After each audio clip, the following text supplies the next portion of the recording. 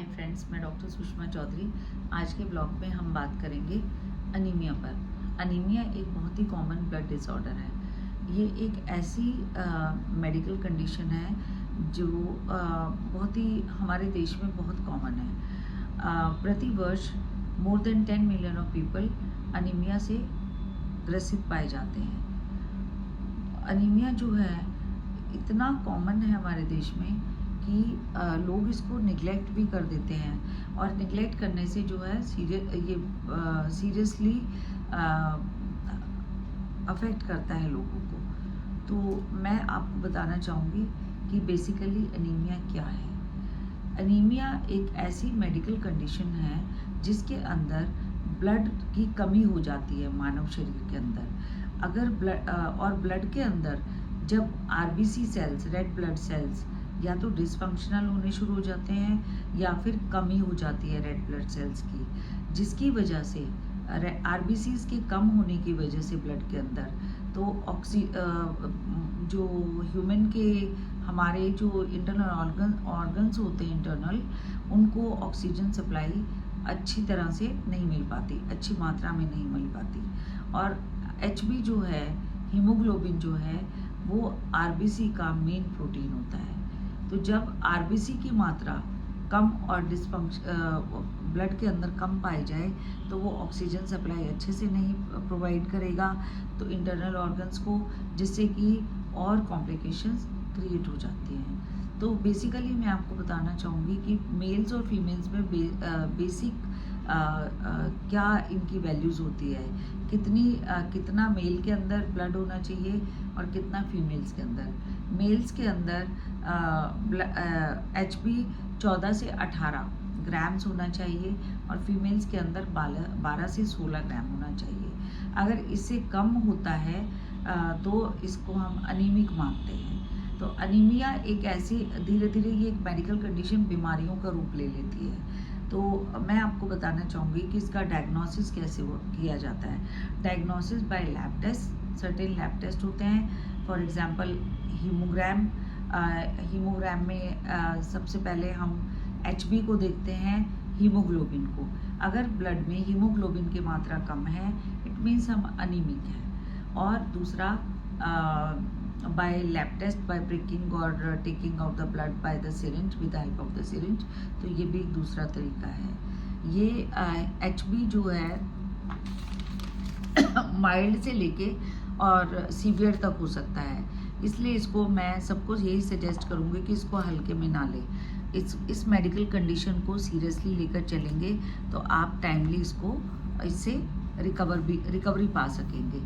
इसके certain causes क्या है, ये कैसे मतलब इसके कॉजेज़ क्या है, कैसे हो जाता है।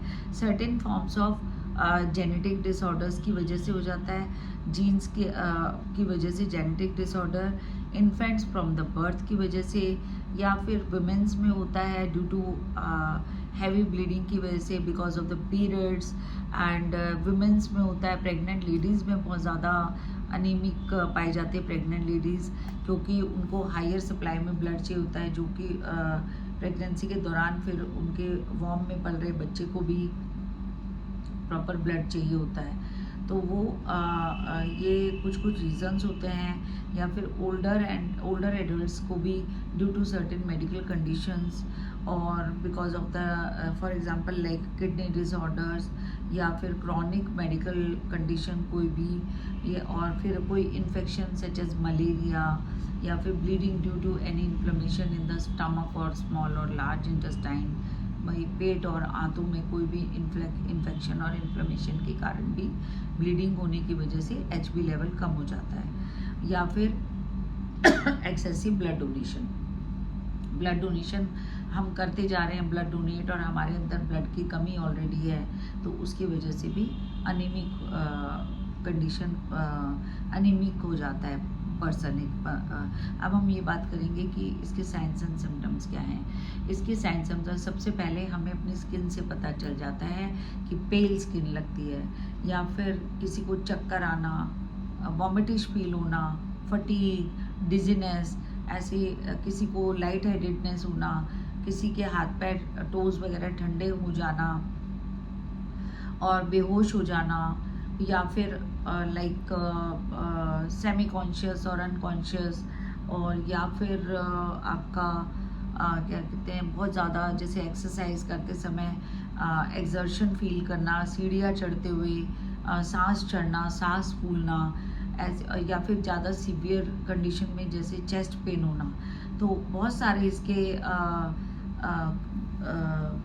कंडीशंस हैं, साइंस एंड सिम्टम्स हैं, जिसके बेसिस पर हम पता लगा सकते हैं, हमें अंदेशा हो जाता है कि हम अनीमिक हो सकता है। सबसे पहले हम चेक करते हैं ह्यूमन बॉडी में कि अनीमिक तो नहीं है ये, तो सबसे पहले। और बहुत सारा एक और भी रीज़न होता है कि सपोज़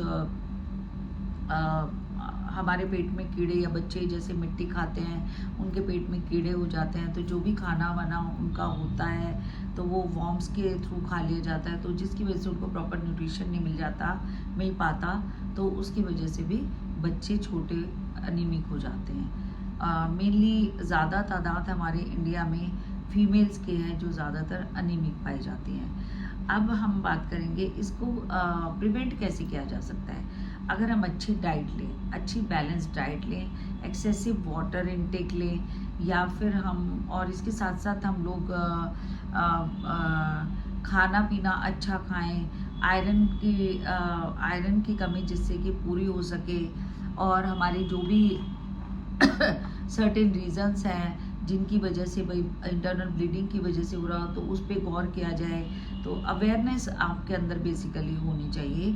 और आप जब भी घर के बाहर से आते हैं तो आपको अपने हैंड्स अच्छे से वॉश करना चाहिए।